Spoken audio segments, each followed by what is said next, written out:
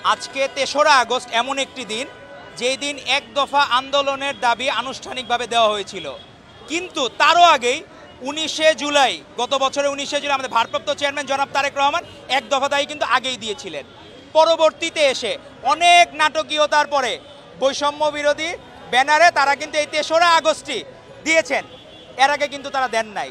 কিন্তু বাংলাদেশের মানুষ কিন্তু তারেক রহমানের ডাকে ৭ই জানুয়ারির ডামি নির্বাচন যেমন বয়কট করেছিল, তারা তার উপর আস্থা রেখে কিন্তু পরবর্তীতে এক দফার জন্য কিন্তু ১৯শে জুলাই থেকেই কিন্তু আন্দোলনে ম্যাসিভ পার্টিসিপেশন হয়েছে। মানুষজনের সকল রাগ ক্ষোভ ছিল ফ্যাসিস্ট হাসিনার প্রতি, তারা কিন্তু তারেক রহমানটাকে সাড়া দিয়ে প্রত্যেকটা আন্দোলন সংগ্রামে অংশগ্রহণ করেছে। এখন সমস্যা হয়েছে যারা বিভিন্ন জায়গা থেকে বৈষম্য বিরোধী আন্দোলন লেবাসে ছিল, কেউ নিষিদ্ধ ছাত্রলীগ করা, বিভিন্ন ব্যাকগ্রাউন্ড থেকে করা, তাদের সাথে আমাদের ইথিক্যাল পার্থক্য হবে। কারণ আমরা ফ্যাসিস্ট হাসিনার বন্দুকের নলের মুখে বলেছি ছাত্রদল জিন্দাবাদ, বাংলাদেশের মানুষকে আমরা ধারণ করেছি তারেক রহমানের নেতৃত্বে। এজন্য আদর্শিক পার্থক্য হবে আমাদের। তারা যেভাবে রাজনীতি করে সুবিধাবাদী রাজনীতি, বাংলাদেশ জাতীয়তাবাদী ছাত্রদল এক মুহূর্তের জন্য সুবিধাবাদী রাজনীতি করে নাই। অনেকে আছে নিজের সুবিধার জন্য অপরাপর নিষিদ্ধ ছাত্রলীগ করতেও দ্বিধাবোধ করে নাই, কিন্তু ছাত্রদল এক মুহূর্ত কোনো লেবাস ধরে নাই, কোনো গুপ্ত সংগঠনের কোনো লেবাস কোনোদিন ধরে নাই। ছাত্রদল সবসময় উদার সংগঠন। বাংলাদেশ জাতীয়তাবাদী শুধুমাত্র যারা নিষিদ্ধ ছাত্রলীগের সরাসরি পদে ছিল এরকম ব্যক্তিবাদে সকলের জন্যই ছাত্রদলের দুয়ার উন্মোচিত। আমাদের ভারপ্রাপ্ত চেয়ারম্যান জনাব তারেক রহমান যোগ্যভাবে যে দিক নির্দেশনা দিয়েছেন, আপনি কখনো শুনেছেন প্রেস রিলিজ দিয়ে আমরা আমাদের ব্যানার ফেস্টুন দিতে মানা করেছি?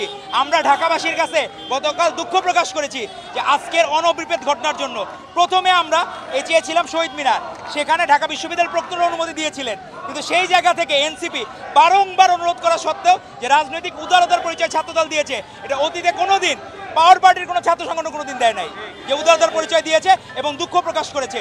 তো এই রাজনীতি যে নতুন নর্মস, নতুন যে ধারা ভারপ্রাপ্ত চেয়ারম্যান জনাব তারেক রহমানের নির্দেশনা অনুযায়ী এই ধারা অব্যাহত থাকবে ইনশাল্লাহ, এবং ছাত্রদল ভালো গঠনমূলক রাজনীতি বাংলাদেশের মানুষকে উপহার দেবে। বেসিক্যালি হয়েছে কি, উপদেষ্টারা যেভাবে কাজ করছেন, আমার মনে হয় যে ছোট বয়সে আমরা ইচড়ে পাকা বলতাম না, ইচড়ে পাকা লোক যখন মন্ত্রী হয়ে যায়, যে হইল মাস্টার্স এখনো কমপ্লিট করে নাই, যে চাকরির প্রত্যাশী ছিল সে হয়ে গেছে সরকার, সে মানে তার ফ্যামিলিও কিন্তু বুঝতে পারতেছে না।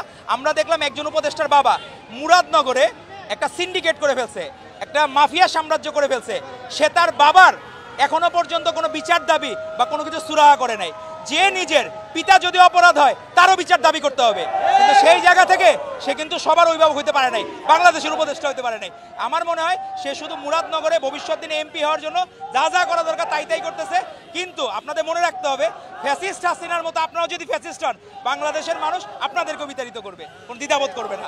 আজকে জাতীয়তাবাদী দলের ছাত্র দলের সমাবেশ, এই সমাবেশ আমার রাজশাহী বিভাগ নাটোর ডিস্ট্রিক্টে গেছি, 700-800 ছাত্র দলের ছেলেপেলে লিখছি, মধু ক্যান্টিনে উঠছে, আমি চলে আসি, সবাই এখানে আসবে।